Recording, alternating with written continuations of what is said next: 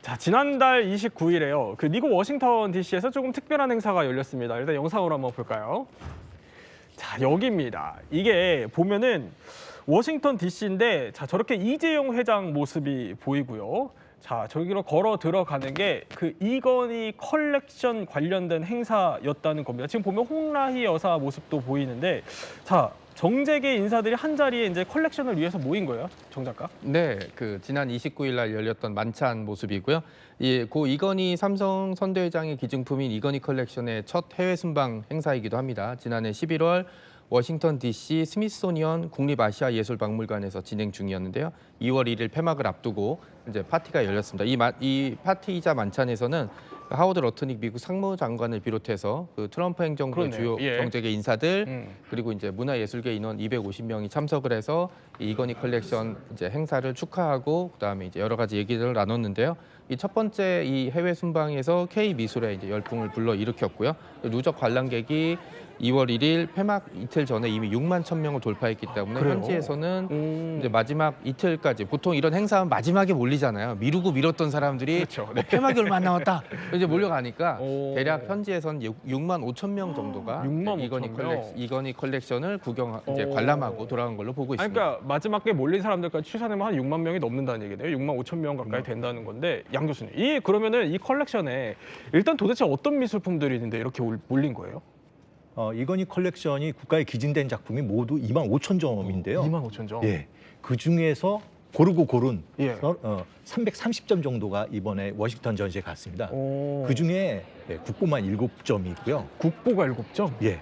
아마 보물도 15점이 포함된. 그래요. 최근 한 30년 동안 예. 미국의 한국의 미술을 고대에서부터 현대까지 완전히 이렇게 다 보여주는 전시가 없었는데 네네. 이번 이건희 컬렉션이 가면서 한국 미술을 다시 한번 보여주는 굉장히 좋은 계기가 마련이 된 거죠. 그렇군요. 여기 보니까 그 K-팝 데몬 헌터스에 나왔던 캐릭터 좀 비슷하게 생긴 것도 있어서 화제더라고요. 이거요? 예. 지금 보시는 이 작품이 이제 조선시대에 만들어진 법고대라고 하는 건데요. 저 위에 보이는 부분에 북을 올려놓는 겁니다. 그런데 이 북을 올려놓는 이 받침대를 지금 보시면 사자가 하나 멋지게 버티고 있지 않습니까? 그렇네요. 예. 이번에 소위 우리 K-팝 데몬 헌터스에 나오는 더피랑 너무 비슷해서 그렇네요. 아마 이게 기획했던 분들은 이거를 아마 계산은 하진 못했던 것 같아요. 우연찮게 해서 이게 아마 진짜 전 세계 MZ 세대의 마음을 좀 훔친 그런 작품이 되었습니다. 그러다 보면 또 미국 현지에서도 인기를 끄는 것 같다는 생각이 들어요. 근데 이번 컬렉션 얘기를 조금 더 해보면 자, 이렇게 귀한 작품이요. 정말 보물, 국보 이런 게 어떻게 보면 한 개인 고 이건희 회장이 이제 직접 수집한 또 수집품들이라는 거잖아요. 근데 이 컬렉션을 사실 이해하려면 바로 이 사람부터 한번 짚어봐야 된다라는 얘기가 있습니다. 누구냐? 바로 이건희 회장의 아버지 고 이병철 삼성 창업 회장이죠. 자, 이병철 회장이 그러니까 이건희 회장보다 앞서서 원조 수집가다 이 얘기군요. 그렇습니다. 중요한 컬렉터들은 대체로 대를 이어서 하거나 중요한 어떤 컬렉터의 영향을 받는 경우가 있는데 이건희 회장 같은 경우는 아버지였던 이병철 전 회장의 영향을 받았다라고 볼 수가 있습니다. 이병철 회장 같은 경우는 이제 1986년에 발간한 자서전에서 밝히기를 자신이 그 문화유산을 이제 모으는 것들에 대해서 이렇게 표현을 했는데요. 긍제 없는 민족은 얼굴이 없는 것과 같다. 문화유산은 바로 그 민족, 그 국민의 얼굴이며 마음이다라고 얘기를 했는데요.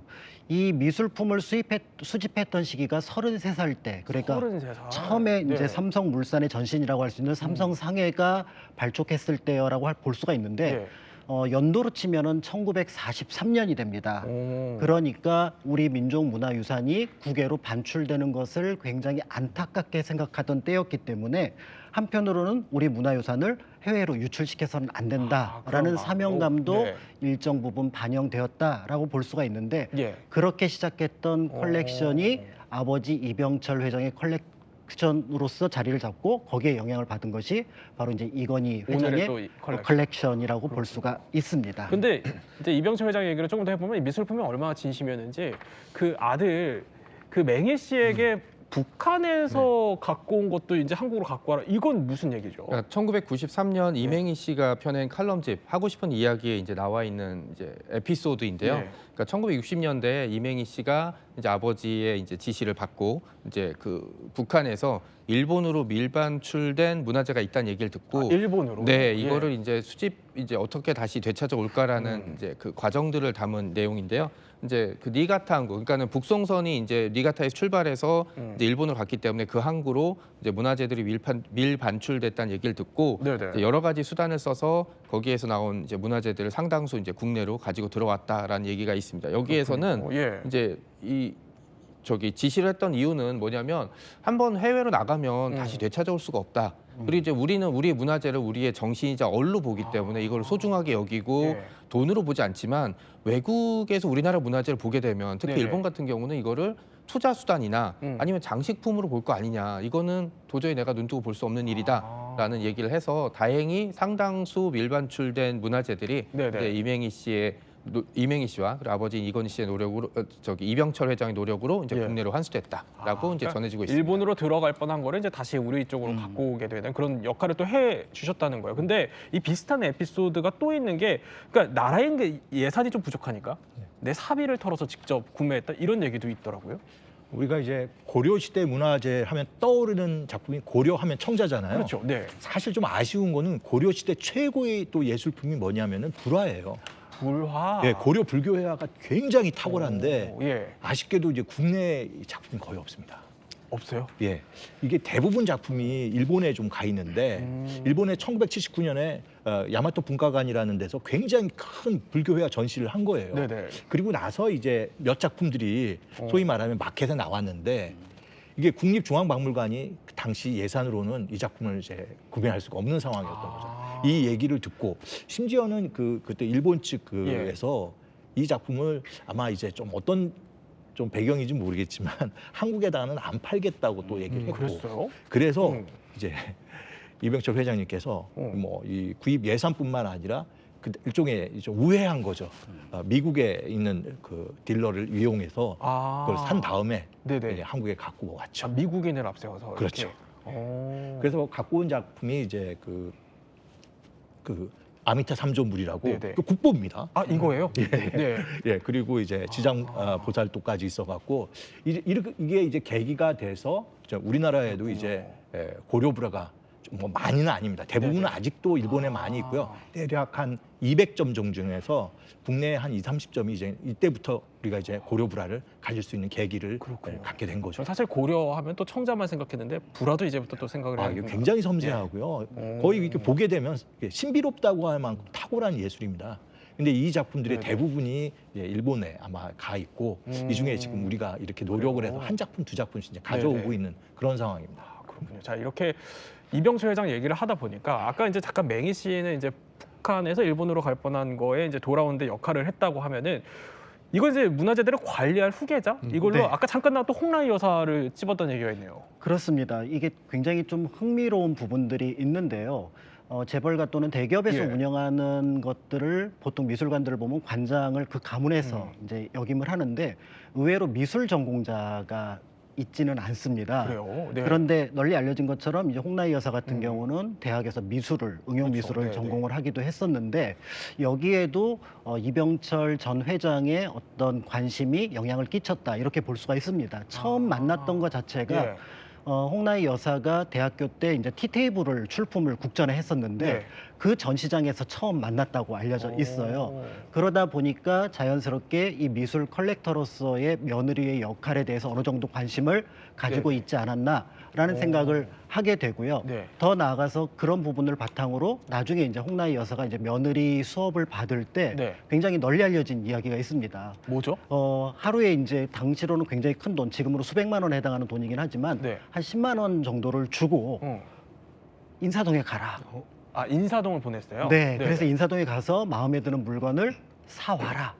라고 하는 것들을 여러 번 반복해서 이제 어떻게 보면은 이렇게 이제 훈련처럼 어떻게 수업을 시켰다라고 볼 수가 보는 있는데요. 안목을 기른 거예요. 그렇죠. 네. 보통 미술품이라고 하는 게 이제 교수님이 계셔서 워낙에 잘 아시겠습니다만은 책으로 보는 것, 이론으로 배우는 것보다는 현지에서 파악하고 또 인맥 관계를 통해서 알아가는 것들이 굉장히 중요한 부분인데 이런 부분을 이제 이때 훈련을 했다라고 볼 수가 있고 나중에 이제 인사동의 유명한 그 통인가게 같은 경우에 가장 많이 자신을 찾았던 인물 중에 이병철, 홍라이 이렇게 이제 이름을 올릴 정도라고 본다 그러면 이 시기부터 이제 이 미술품 컬렉션에 얼마나 관심을 가지고 있었는지 또 며느리조차도 어떤 방향 속에서 구했는지를 알 수가 있는 거죠. 이렇게 정말 문화재의 진심이었던 이병철 회장 얘기를 하다 보니까 슬슬 궁금해지는 거예요. 어쨌든 이제 이건희 컬렉션은 워싱턴 DC에 전시가 됐고 그러면 이제 이병철 회장의 그 문화재들은 어디 있는 거예요 지금?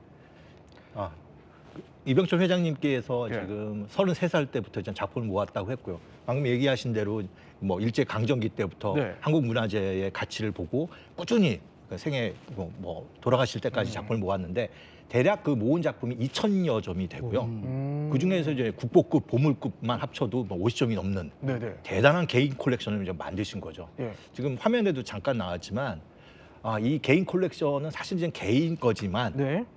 이거는 이제 민족의 얼이라고 저는 생각을 하셨고 민족 문화유산이라고 생각을 하시면서 이것을 어떻게 이제 사회에 환원할 것인가 고민하셨고 그 과정에서 이제 미술관을 세우게 됩니다. 미술관. 예. 네네. 이게 그 호암 미술관이 바로 이렇게 해서 만들어졌고요. 1982년. 네. 지금도 이제 여러분 가실 수 있습니다. 용인에 있는 예. 에버랜드 안에 있는데요.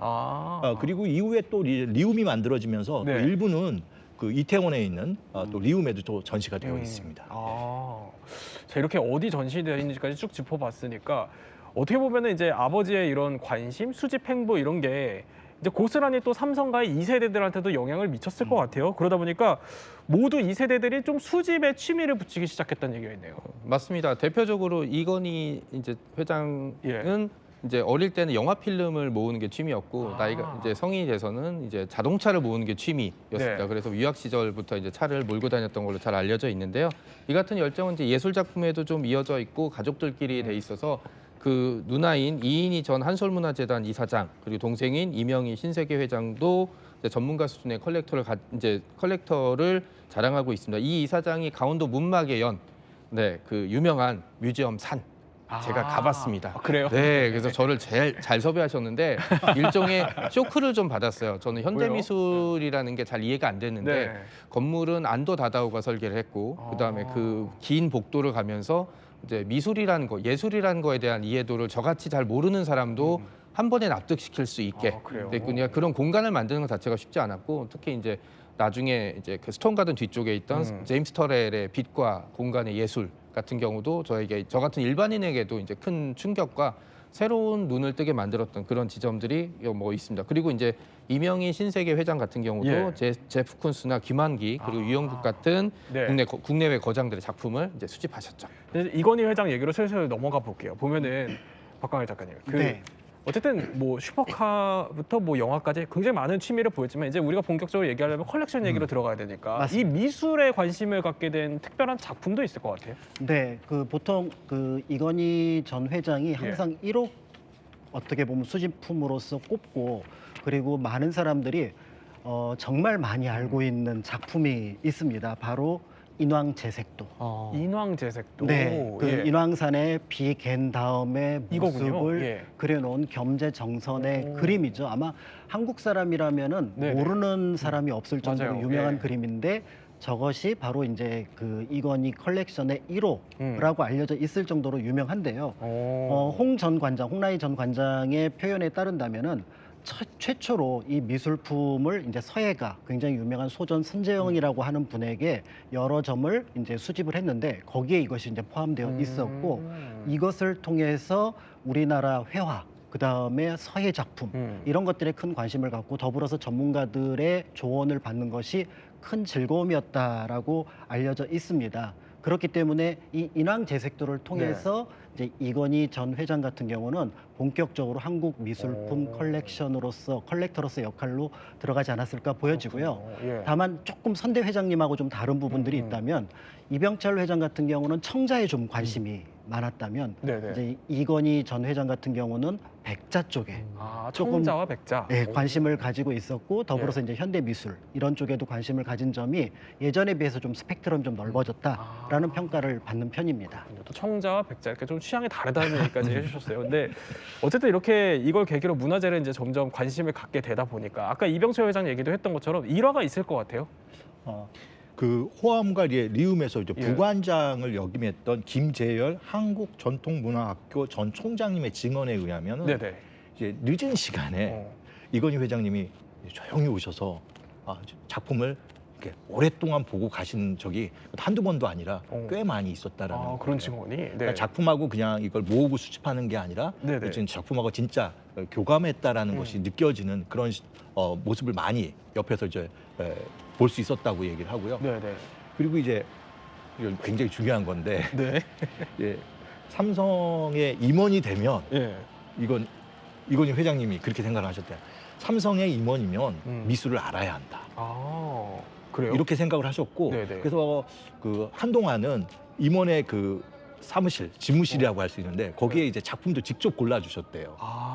그리고 그 정도로? 아마 그 회장실에 찾아오는 네. 뭐 외국 손님들한테 작품을 좀 직접 설명하고 싶어서 이제 그 집무실에다가 네네. 예, 중요한 도자기도 놓고 이게 물론 뭐 사업 얘기도 하시지만 백자였어요. 예, 아마 백자였을 것 같은데 네. 예, 백자나 이런 한국의 문화재를 또 직접 설명도 해주시는 그런 일도 있었다고 하고요. 이건 또 제가 또 굉장히 좀 정말 의미 있었다고 좀 생각하는 거는 그 로댕을 대표하는 작품이 지옥의 문이라고 있습니다. 지옥의 문? 예. 이거예요? 예, 네. 바로 저 작품인데요. 오. 저기서 우리가 제일 유명한 작품은 저기 그 생각하는 사람이 있는 맞아요. 바로, 네네. 그 조각품을 이게 이제 프랑스 정부에서 로댕이 만든 그 틀을 이용해서 아주 제한된 숫자로 청동으로 만들어내는 거예요. 전 세계에 한 다섯 개 정도 있어요. 그래요? 이게 마지막 에디션을 이제 한국에 갖고 오시기 위해서 직접 프랑스에 가서 프랑스 정부를 설득했고 결국 이 작품과 깔레의 사람들이라는 로댕의 대표작을 그래요. 지금 한국에 가질 수 있는 그런 계기를 또 만드셨던 거죠. 그렇군요. 자, 이런 에피소드를 쭉 설명해 주시다 보니까 아까 이제 청자 백자가 문득 떠오르는 게 어쨌든 이병철 회장과 이건희 회장이 좀 스타일이 다르다는 것들이 있어요. 바로 이겁니다. 첫 번째 나오는 게 가성비 수집과 인류 우선이라는 건데 이게 뭐가 다른 거죠? 네, 그러니까 이병철 전 회장 같은 예. 경우는 어떤 미술품을 구입을 할 때 꼭 필요하다고 생각되는 것인지 그리고 이게 적정한 가격인지 이런 것들을 중요하게 생각했다고 합니다. 그래서 단번에 거래가 성사되지 않는다고 하더라도 네네. 한참 동안 시간을 보면서 계속해서 그 어떤 가능성, 가치를 타진했다. 이렇기 때문에 어떤 의미에서 보면 지금 말씀하셨던 것처럼 가성비 수집으로 특정 분야에 집착하지 않고 신중하고 절제된 수집을 했다. 이런 어떤 평가를 받는 네네. 반면에 이건희 회장 같은 경우는 지금 양정무 교수님 말씀하셨던 것처럼 저것이 명품이고 정말 중요하고 특별한 것이라고 판단된다면 그렇다면 가격에 구애받지 말고 구애받지 않고 반드시 수집을 해와야 한다. 그래서 명품 한 점이 전체 컬렉션, 전체 박물관, 미술관의 가치를 높인다라고 하는 관점을 가지고 있기 때문에 우리가 알고 있는 최근에 뭐 삼성을 가리킬 때 뭐 초일류를 지향한다는 네네. 것들이 있는데 그게 컬렉션에도 영향을 끼쳤다라고 볼 수 있어서 초일류 정신이 그렇습니다. 그래서 아버지와 아들 사이에 약간의 컬렉션 경향의 차이가 나타난다라고 보여집니다. 청자백자 취향도 좀 다르지만 구매 결정하는 데 있어서의 결정 어떻게 보면 하는 사고방식 이런 것도 좀 다르다 이런 얘기거든요. 그렇습니다. 자, 그런데 이런 어쨌든 이건희 회장의 어떻게 보면 좀 미술품에 대한 애정 이런 게 자, 이제 프로젝트로 점점 발전을 한대요. 그래서 보면은 국보 100점 수집 프로젝트로 이어진다는데 이건 무슨 얘기예요? 그러니까 이건희 회장님께서 예. 이제 미술품 수집을 할 때 이제 컬렉터들이 이제 목표를 좀 세우는 경우가 있는데 네. 그 국보급 되는 문화재를 100점을 모으시겠다라고 이제 생각을 하신 거죠. 목표를 설정했군요. 그렇죠. 예. 근데 뭐 정말 그 실질적으로 아마 봄을 포함하면 100점 이상을 수집을 하셨고요. 이거는 그 삼성이 추구하는 초인류 기업이라는 것들을 네. 이제 미술에서도 구현했다고 좀 볼 수가 있는 것이죠. 그리고 사실 우리가 이제 그 컬렉터들은 좋아하는 무슨 컬렉션의 방향이 있습니다. 네네. 현대 미술이라든지 도자기라든지 이건희 회장님의 그 수집 방식을 이렇게 보게 되면 고대에서부터 현대까지 도자기에서 회화, 심지어는 현대의 실험 미술에서 뭐 민중 미술까지 굉장히 다양한 분야를 이렇게 아우러요. 네. 이 방향에 대해서 이게 수직의 방향이 뭔가 바로 이게 뭐냐면은 그 해당 분야에서 네. 최고의 작품들을 모으는 것. 사실 그 수집에 어떤 철학이 있다면 네. 그 다른 미술을 이렇게 돋보이게 한다. 그런 작품들, 명품들을 중심으로 이제 작품을 수집했다고 할 수가 있습니다. 그런데 이렇게 좀 우리가 미술품 얘기하다 보면은 이게 사실 너무 비싸니까 네. 이런 얘기도 할 수 있을 것 같아요. 일각에서는 사실은 돈이 많으니까 수집할 수 있는 거 아니냐 이렇게 보시는 분들 계실 것 같거든요. 이게 사실 그 삼성가만 돈이 많은 게 아니라 네. 우리나라에 돈 많은 분들이 다 많아요. 그렇죠. 하지만 네네. 그런 많은 분들이 미술을 보는 안목을 가지고 있거나 미술에 또 과감한 투자를 하는 분은 손에 꼽습니다. 그래요. 그러니까 사실은 미술에 이제 수집을 하겠다는 예. 거는 안목 그리고 이제 경제력 그리고 굉장히 중요한 게 하나 더 있습니다. 뭐예요? 과감한 판단력. 예, 이 용기가 상당히 굉장히 좀 필요하다고 할 수 있고요. 그렇군요. 바로 이런 부분에서 그 뭐 어떻게 보면은 그 삼성가 네네. 다른 어떤 우리나라의 어떤 소위 말하면 뭐 지배층의 어떤 문화나 이런 것들을 문화 쪽으로 굉장히 많이 가깝게 만드는 선도하는 또 역할을 했군요. 그런 역할을 했다고 볼 문화를. 수가 있습니다. 그런데 그럼 이쯤 되면 이제 궁금해집니다. 어쨌든 가격 얘기를 좀 하고 있으니까 이건희 회장 이거 좀 개인적으로 제일 궁금한 거는 갖고 있는 것 중에 제일 비싼 거 뭡니까? 그 제가 그 질문 나올 것 같아서 한번 심사숙고를 했는데요. 사실 이제 그 국보급 문화재는 네. 가격을 얘기하기가 사실 굉장히 좀 부끄럽습니다. 사실은 그렇군요. 이건 뭐 거의 이거는 뭐 원래 미술의 가격의 제일 중요한 부분은 이제 대체 불가능성인데 국보급은 거의 정말 이제 뭐 어떤 가격을 매길 수가 없는 그런 네네. 세계인데 일단 그 기증품 중에서 가장 고가는 인왕재색도를 그 당시 추정을 한 거는 500억을 했습니다. 그래요? 500억 원이죠. 당 추정 금액이. 예. 그리고 이제 기증품 중에 모네의 수련이라는 작품이 있습니다.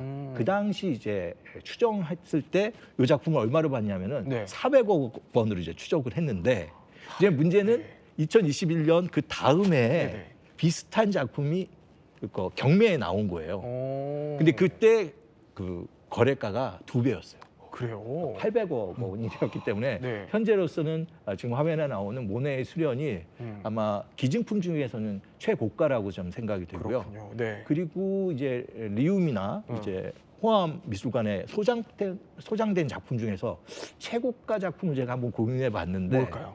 예. 로댕의 지옥의 문이 아닐까. 아까 그거 말씀해 주셨던 거. 네. 이거는 로댕의 대표적인 작품이고 오. 전 세계에 몇 개 되지도 않고요. 아까 뭐 5개 중에 예, 하나. 그 중에 하나고 저 중에 생각하는 사람 하나가 한 2, 300억 하는 작품이거든요. 예. 그래서 전체적으로 한번 추정을 해보게 되면 2 내지 3억 달러 정도 돼서 최소한 300억 원 정도 하는 가격이 아닐까 이렇게 제가 좀 한번 생각을 해봅니다. 네. 자, 이렇게 얘기를 쭉 짚어보다 보니까 이건희 회장이 사실 갖고 있는 또 사랑하는 것 중에 하나가 달 항아리를 빼놓을 수가 없다라는 얘기들이 있어요. 자, 이게 그 달 항아리가 최근에 특히 MZ들 사이에서도 큰 사랑을 받게 됐는데 그 중심에 바로 이 사람이 있죠. 아미 여러분의 방에는 달 항아리가 어울릴 것 같은데요. 서로 다른 모양들이 모두 달 항아리라는 하나의 이름으로 불리는 것처럼 전 세계의 아미 여러분도 아미라는 이름으로 저희 방탄소년단 곁에 함께 해주고 계시죠. 그런 의미에서 달 항아리가 꼭 아미의 방에 있어야 한다고 생각했습니다. 자, 바로 누구냐? 세계적인 아이돌 그룹 BTS의 그 RM이 이거랑 관련이 있어요? 네, 맞습니다. 그 얼마 전에 완전체로 이제 다시 공연 시작하게 돼서 전 세계를 발칵 뒤집어 놓은 네, 맞아요. BTS의 조금 있으면 광화문 온다는 네, 얘기죠. RM이라는 분이신데 그 다랑아리를 굉장히 사랑하는 거고 저도 좀 놀란 게 소위 얘기하는 MZ 세대라든지 젊은 세대, 그러니까 고미술품 수집이나 이런 예술 작품의 수집이나 아니면 관람이 나이 든 사람들의 전유물이라는 걸 단번에 깬 이런 아주 좋은 움직임이라고 보고 있고요. 이제 본인의 이제 그 SNS에 이제 자신의 집을 공개할 때 이 다랑아리를 모아놓은 다랑아리가 집에 있는 걸 보여줬고 네네. 다랑아리를 좋아한다. 라고 이제 여러 차례 얘기를 하면서 아미들 사이에서 일종의 이제 달 항아리의 수집붐이 일어났고 이게 전체적으로 결국은 한국 문화에 대한 전 세계적인 이해도로 높아질 거는 이제 명백한 뭐 그런 일입니다. 그리고 이제 이런 것 단순히 이런 것들을 좀 떠나서 예술계 기부금을 내거나 그 다음에 이제 전시 관람 뭐 이런 것들에 대한 이제 이 이슈도 좀 불러 일으키고 있고요. 그리고 로스앤젤레스 카운티 미술관에서 열리는 이제 그 우리나라 관련 전시에서 이제 오디오 가이드를 녹음했거든요. 그러면 아마 이제 관심 있는 사람들 물론이고 아미들도 찾아가서 이제 예술품에 대한 이제 오디오북을 아니면 램몬 이제 RM 이름 목소리가 들어간 이제 오디오북을 이제 계속 좀 보게 될 것 같습니다. 그리고 이제 그 이런 여러 가지 모습들을 보면서 이제 그 새로운 이제 그 다랑아리를 사랑하는 한국 예술의 하나의 한 명의 후원자로 자리매김하고 있죠. 네. 자, 이렇게 어떻게 보면은 삼성가나 우리가 BTS RM 얘기를 하고 있지만 RM이 또 현대미술에 또 미술계에 적지 않은 영향을 지금 또 끼치고 있기 때문에 RM을 또 얘기를 하고 있지만, 자, 이 또 다른 별난 수집을 하는 수집가들 얘기도 한번 해봐야 될 것 같아요. 누구냐? 바로 이 두 사람이라는데요. 자, 바로 제프 베이조스와 정용진 회장이요. 정 작가 뭘 수집해요, 이 사람들은? 그러니까 제프 베이조스 같은 경우는 본인을 이제 우주인이라고 부를 정도로 이제 우주를 굉장히 사랑해서 직접 우주에도 가보고 그 다음에 이제 우주 관련 유품들을 좀 모으는 그런 활동들을 하고 있고요. 본인을 얘기할 때 570번째 우주인이라고 이제 얘기할 정도로 우주를 굉장히 좀 사랑하고 있습니다. 그리고 정용진 회장 같은 경우는 키덜트라고 분류될 수가 있는데 이런 장난감이라고 불러야 됐던 거 있잖아요. 예전 기준으로 그런 것들 보인다. 이게 저는 개인적으로 고마운 게 예전 용어로 이게 일코라고 있거든요. 그러니까 일반인 코스프레를 해야 됐었는데 정용진 회장 덕분에 이런 모습들이 공개가 된 게 굉장히 기쁩니다. 자, 이제 우리가 수집 얘기를 쭉 해봤습니다. 교수님, 개인적으로 짧게 여쭤보면 가장 가치 있는 수집은 뭘까요? 사실은 그 작품이 있으면 그 작품을 따라가는 서사, 사연, 이야기가 굉장히 중요합니다. 사실은 그러니까 어떤 작품의 가치를 얘기할 때 이게 얼마짜리냐라기보다는 나에게 이 작품이 어떻게 왔고 나에게 어떤 식으로 나와 함께 삶을 이어갔는지 그런 이야기가 따라갈 때 그 작품은 더 어떻게 보면 뭐 역사를 붙이고 우리의 삶을 좀 빛나게 해주는 그런 작품이 된다고 생각이 듭니다. 네, 지금까지 또 세 분과 함께 유명인들의 특별한 수집에 대해서 몰랐던 이야기 한번 살펴봤습니다. 저희는 60초 후에 뵙겠습니다.